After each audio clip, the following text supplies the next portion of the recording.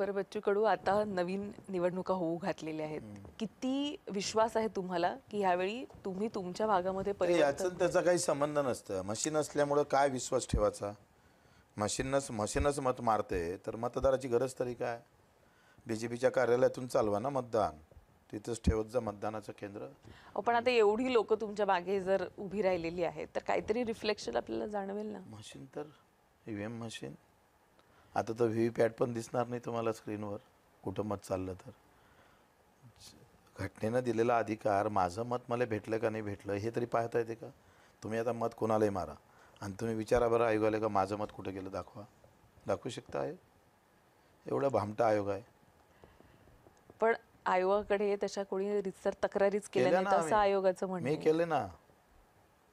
मी काय म्हटलं, बॅलेट सोडून द्या, EVM मशीनच ठेवा, पण VVPॅट देतं आपल्या हाती, ते पांढरी चिठ्ठी ते एवढीशी येतं, ते दिसतं आपल्याला. आंदोलन दुसरीकडे जातं, दिसतं वेगळं.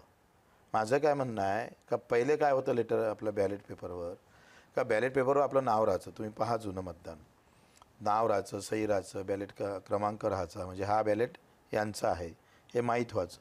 आता मतदानच माहीत नाही होत. तुम्ही कोणाला तुम्ही मारलं BJPला, मारलं काँग्रेसला आणि गेलं तिसऱ्याला. आज बॅलेट दाखवू शकताय? वाटतं का बऱ्याच निवडणूक ठिकाणी आयोगाला आपल्याला थोडंसं? बऱ्याचदा मला वाटतं आता जी निवडणूक झाली त्याच्यामध्ये आम्हाला बऱ्यापैकी आम्ही सगळ्यांनी पाहिलेले आपल्या रिसिप्ट.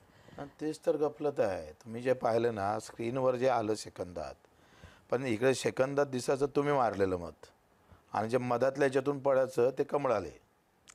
तर व्यवस्थित प्लॅनिंग आहे. का सोडत नाही? मग आमचं काय म्हणणं आहे, ठीक आहे बॅलेट नका, EVM मशीन ठेवा, VVPॅट आमच्या हाती येईल, त्याच्यावर बॅलेट तो VVPॅट क्रमांक असेल, आमचं नाव असेल, आमची सही असेल, मतपेटीत टाकू ना माग बाजूनच. हाय मर्दांगी असेल तर करायला काय हरकत आहे? पण त्याच्यात त्यांची ठाकूरकीच नाही. त्यांना माहीत आहे चोरी आहे म्हणून, त्यांना दुरुस्तच करायचं नाही आहे. बरं, तुम्हाला पुढच्या तुमच्या वाटचालीसाठी अनेक शुभेच्छा. खरं तर तुमचा संघर्ष हा गेल्या अनेक वर्षांचा आहे आणि जसं तुम्ही आता म्हटलात की तो अविरत तुम्ही चालू ठेवणार आहेत. काही झालं तरी तुम्ही सत्ता कोणाची असो तुम्ही सोबत जाणार नाही आणि तुम्ही हा संघर्ष अगदी शेवटपर्यंत, शेवटच्या क्षणापर्यंत, मरते दम तक और मरने के बाद भी.